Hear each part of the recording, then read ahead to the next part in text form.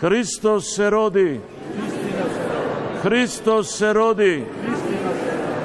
Hristos se rodi. Čestit i večendan je praznikot. Христос се роди, навистина се роди. Овие зборови одекнаа ширум храмовите во Македонија и православниот свет.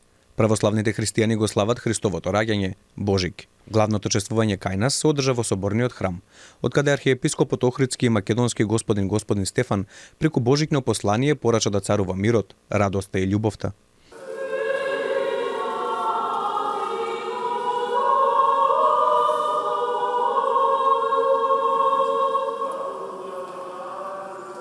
Од Македонската православна црква Охридска архиепископија велат оти поделбите кај нас и во православието никогаш не биле поголеми.